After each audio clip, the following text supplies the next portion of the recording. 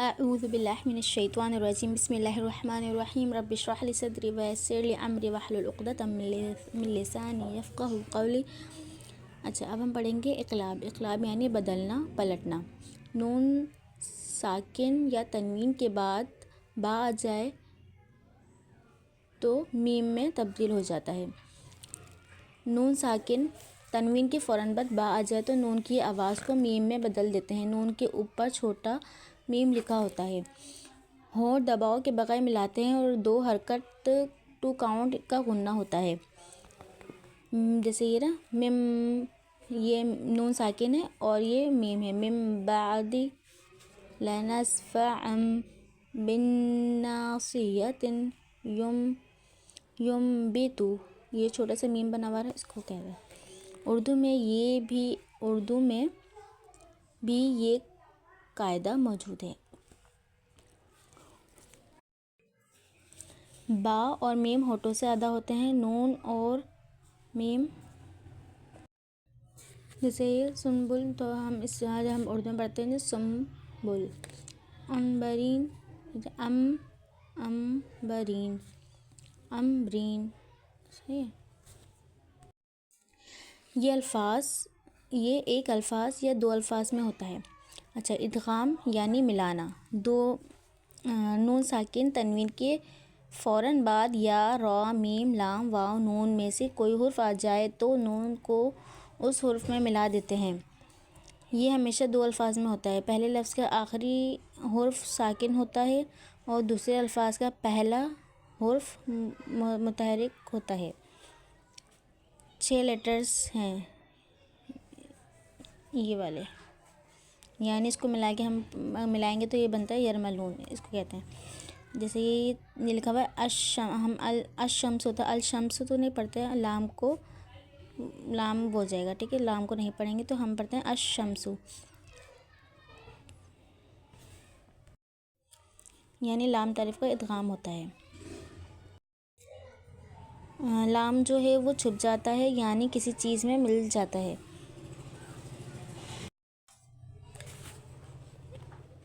ادغام بلا غنہ اور بالغنہ دو قسم کا ہوتا ہے۔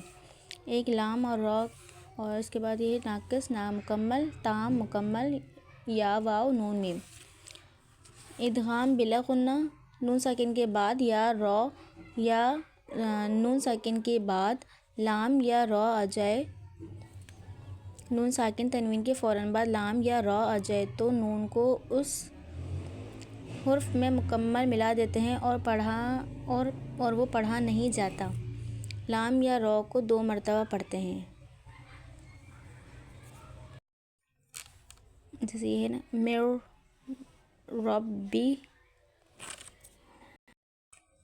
من ربکم، اس کو کہتے ہیں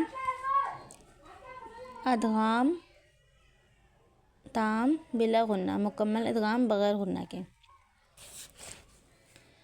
اچھا، من ربکم من لدنک لرؤوف رحیم ظالم لنفسہ،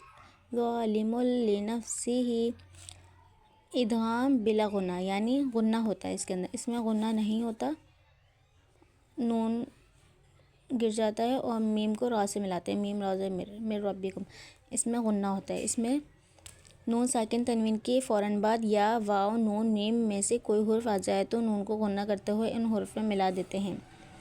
2 اقسام ہیں، مکمل ملانا تام، میم، نون، نامکمل ملانا ناقص، یا واو، مکمل ملانا تام، نون، میم۔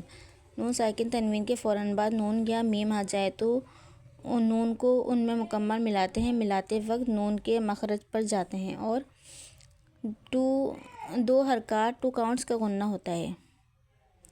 نون ساکن کے بعد نون ساکن کا ادغام ہوگا۔ ان حروف کو 2 مرتبہ پڑھتے ہیں، ان پر تشدید ہوتی ہے اور پوری آواز ناک سے نکلتی ہے۔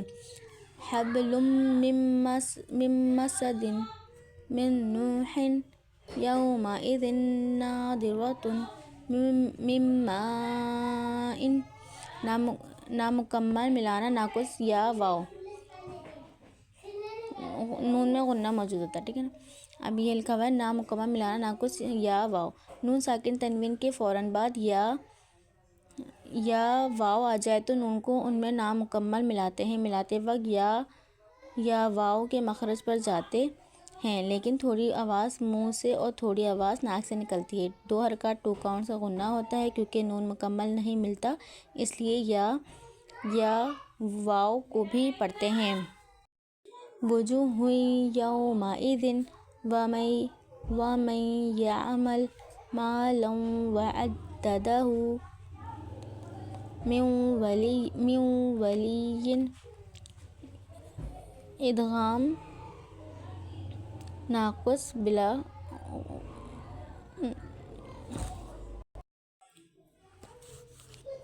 اظہار. متعلق کا مطلب ہے آزاد. قواعد سے آزاد. نون کے بعد ادغام کے حروف آ رہے ہوتے ہیں لیکن اظہار ہوتا ہے. یہ قرآن کے صرف 9 مقامات پر ہوتا ہے.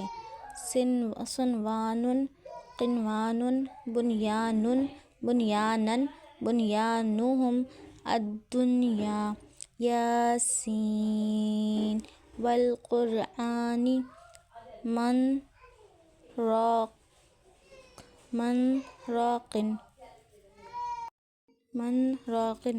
نون، والقلم.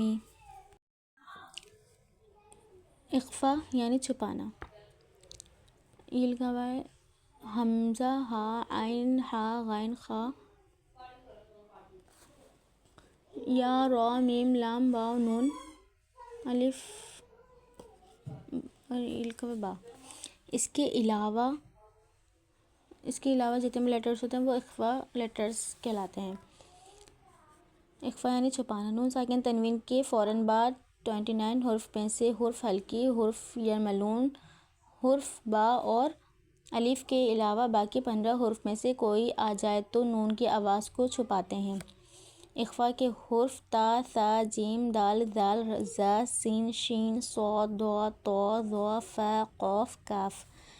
نون کے بعد آنے والے حرف کے مخرج کے بہت قریب جایا جاتا ہے. آواز تھوڑی منہ زیادہ ناک سے نکلتی ہے.